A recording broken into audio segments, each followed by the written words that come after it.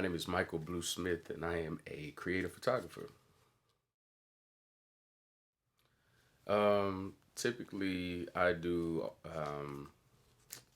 what we call fine arts photography, which is like artistic nude, and I feel like my style is more of on the dramatic lighting style, but um, my style is I don't think it has been defined yet. Actually, I have a couple different brands that I operate out of. My big brand, the umbrella is Marquee Design Photography, and I started Marquee Design back in 2008. As my style progressed, I wanted to start delving into the nude and artistic nude photography. So I created a brand called Bear, which is Body Aesthetics Redefined and Expression. And basically, my motto is basically creating beauty from vulnerability. So Bear is about taking someone's um, vulnerability, not necessarily just nudity, but their inside the things that they want to bear all and talk about through photography and express through images. Um, I also found myself photographing more of the kink community. So I also created another brand called Black October, which is lace leather BDSM. Hoping I'm hoping to not only stop at photography with that, but create an actual brand that can produce fragrances and apparel. Um, I've always been into like nude art, not just photography, but just like some of the older paintings and stuff like that. Um, I just felt a connection with them. I got into it actually kind of by accident. I was doing boudoir. I was doing boudoir photography only, which is like lingerie and implied nude, but more so on the lingerie side. Then I had a good friend of mine who I was working with. She was a ballet dancer, and one day she wanted to get out of her comfort zone and asked me if I would take a nude photo of her just jumping across the room in a ballet pose or dance. And this was my first time ever even considering doing nude photography. And I said, "What the heck? Let's try it." And so from there, I think it was the fact that I took this picture of a ballet dancer that really got me to thinking how beautiful the human body was. Not just the nudity, but what came with it, the muscle structure, the tone, the just the fluidity of the movements, and just her poise, everything that she encompassed was something that kind of etched that enticement into my plans for photography. I would say my family. I was raised by my grandmother and my aunts and my mother. Um, I would say that either one of those ladies and even the males in my life.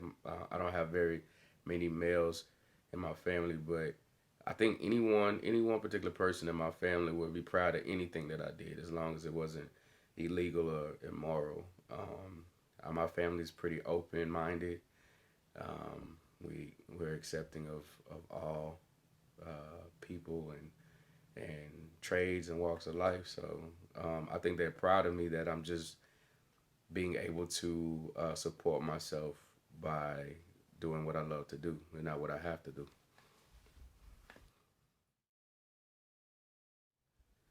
I started off doing graphic design actually with before I was a photographer. I did graphic design, um, and that's actually what got me into photography as a whole. And prior to graphic design, I was also a musician or a writer, a rap artist, performer, and I had been doing music since I was 4 years old. I would say that my music career went exactly where God wanted it to go. I started out just you know rapping in my bedroom for my friends, charging them a penny to get in my room so that they could see me perform. I had a little gumball machine, and they would have to buy a piece of gum before they could come in my room. And so then I started doing that, and then signed my first record deal when I was 17. Um, and I stayed with the label for years. We toured a lot, and then I actually became the one of the pioneers of gospel hip hop in Austin, Texas, and did that for about 13 years or more. And I would say I've met a lot of people along the way. So I mean, as far as my career, I don't think as a career it went as far as it could have gone, but I think like I said, it went as far as God wanted it to. I was definitely creative. I was an artist. I think when I was a kid, I used to say that I wanted to either be an artist or a scientist when I grew up, or a bird. But of course, that wasn't gonna happen.